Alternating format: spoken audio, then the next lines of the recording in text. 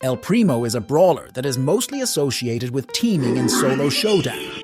But is this even justified? Nowadays, Primo is mostly used in Brawl Ball, standing at a 55% win rate, and he's the number 14 most played brawler for that mode, with Solo Showdown being his second most played mode, with him having a 2.28% use rate, which equates to being the number 13 most played brawler.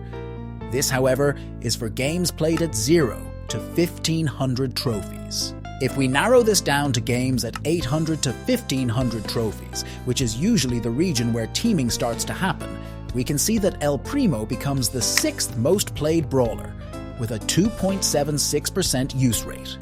But this in actuality is far from the numbers he had a couple of months, and even years ago. Today we will be looking at this brawler, talking about its ups and downs, and basically uncovering El Primo's entire history. You see, El Primo hasn't always been in a position where people only looked at him and thought, "Oh yeah, El Primo, you must be dizzy from all that spinning." Let's go back to 2017. At this time, El Primo didn't have the rectangle-shaped attack, like it is now. It used to be cone-shaped, like Rose's attack, but this got changed on the 3rd of July in 2017. He was the tankiest brawler in the game, having a total of 1,300 HP, which later got changed to 1,400. During Brawl Stars' early days, the brawler's HP and damage were 4 times less than what is it now. Supercell changed this to make balancing easier, and thus El Primo's HP went from 1,400 to 5,600 on December 7th, 2017, and his HP went up again only 2 weeks later, this time from 5,600 to 5,800. At this time, El Primo was a beast in the game mode, Smash and Grab, which is now renamed to Gem Grab. The high amount of health and a super that he could use to escape dangerous situations made him an amazing brawler to play. The biggest problem for Primo was sneaking up on enemies, since he was quite slow, but his movement speed got increased, so now he was a very good brawler for any game mode, as long as there were plenty of bushes. Nothing too much happened this year, other than a few balance changes and Primo becoming a very good brawler for Heist. Heist used to be very different from what it is now. There was one attacking team and one defending team. The attacking team needs to destroy the Heist safe in a certain amount of time, whilst the other team needs to defend. When Heist got changed in May of 2018, El Primo became one of the best picks. Now that both teams had a safe, a new strategy was born: the base race. The purpose of this strat was to not defend and destroy the opponent's safe as quickly as possible. Popular brawlers from this method were high damage dealing tanks like Bull, Daryl, and of course El Primo. He quickly became one of the best Heist brawlers, and he continues to be a good brawler in Heist on certain maps. I also noticed something funny about El Primo's balancing, since Supercell really didn't know how much HP the man should have.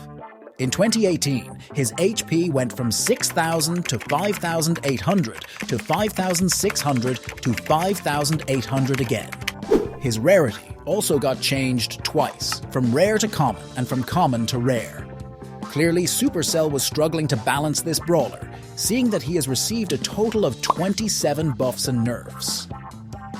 That was 2018. Time to move on to 2019, where Brawl Stars also went global.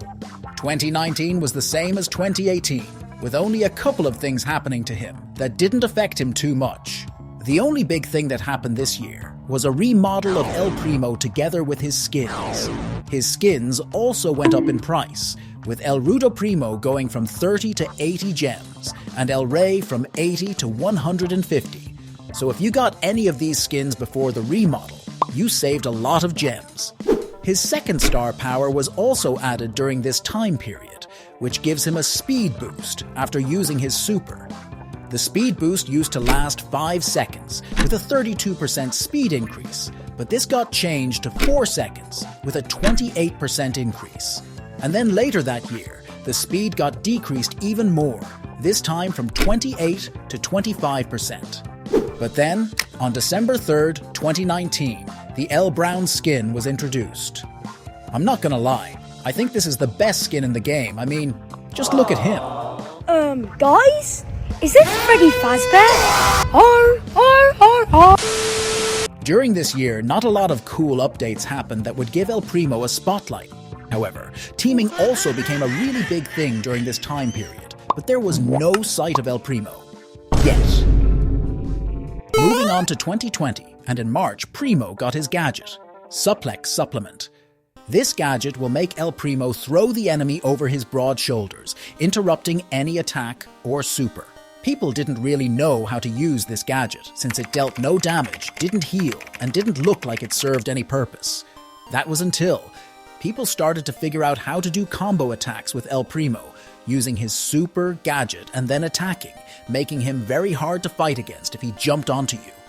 The Meteor Rush star power synergized very well with this gadget, seeing that if you supered, you could get back to the enemy and throw them. This gadget was also really useful for checking bushes. By spamming the gadget button, you could throw someone before even seeing them. It could also be used to save yourself from a dangerous brawler by throwing them and supering in the opposite direction, or you could even throw someone in the smoke without them having a chance to get back into the game. With this versatile of a gadget, El Primo became a very popular brawler in almost every game mode, rising to become one of the 10 most played brawlers at the time. He was also great in Brawl Ball, since he's tanky, deals a lot of damage, and he was great at defending, knocking back enemies and yeeting them away from the ball. In late 2020, Primo also received a ton of buffs, which also helped him become one of the most used brawlers. His supercharge rate got increased from 10 to 9 punches. The supercharge rate from his super was also increased from 5 to 4 hits.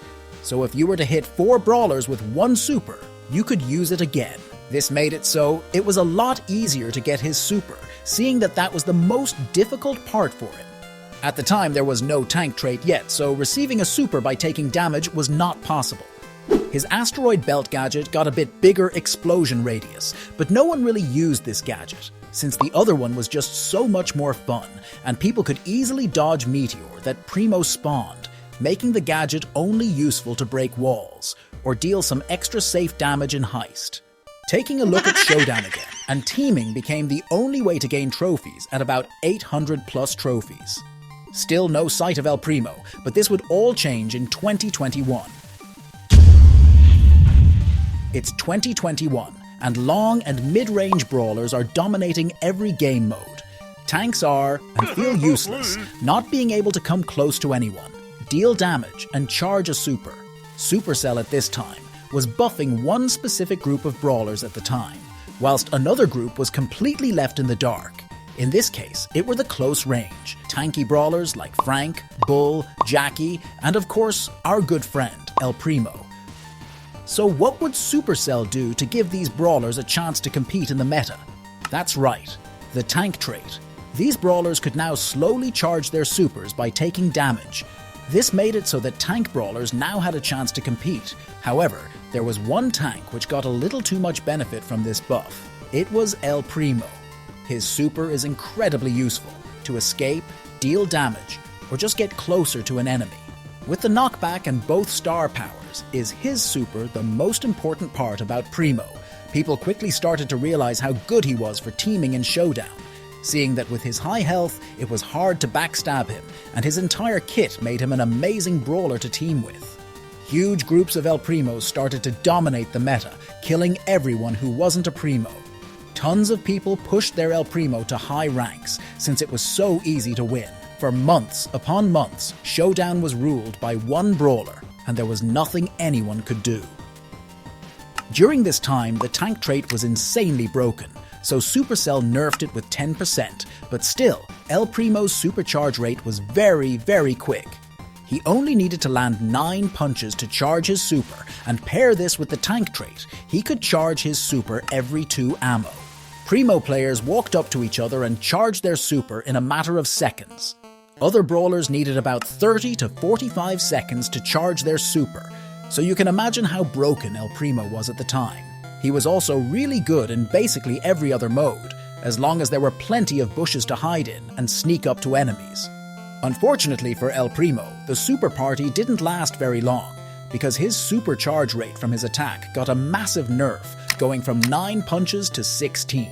Surely that would stop the El Primo hordes in Showdown, right? Since he's not very good in any other mode now. No, he was still incredibly popular, with players not being able to do anything against it.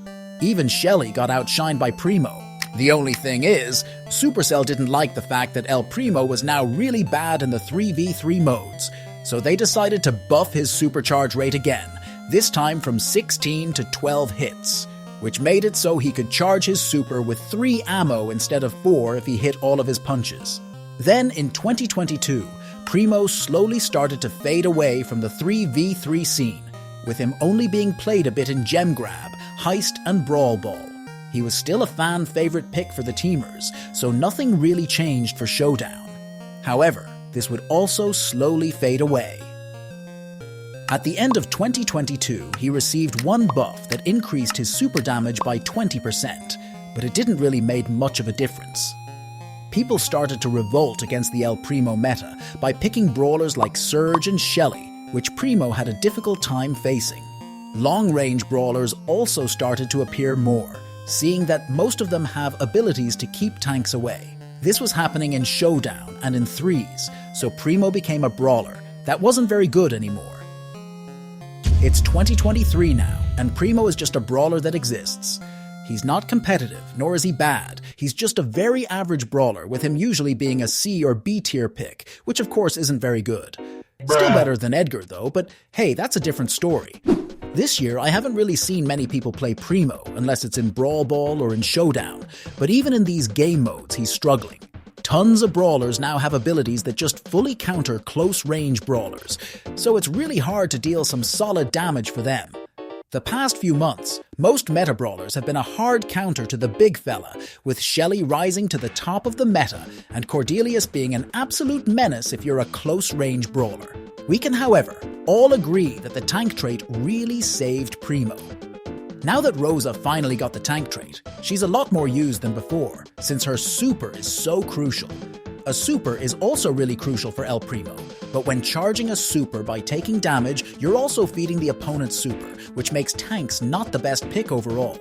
Will he become a good brawler for bushy Showdown maps? Now, Shelly got a nerf. Who knows, and we'll just have to wait and see what the future has in store for El Primo. Anyways, that was it for today. Hope you enjoyed, don't forget to sub, and I'll see you in the next one.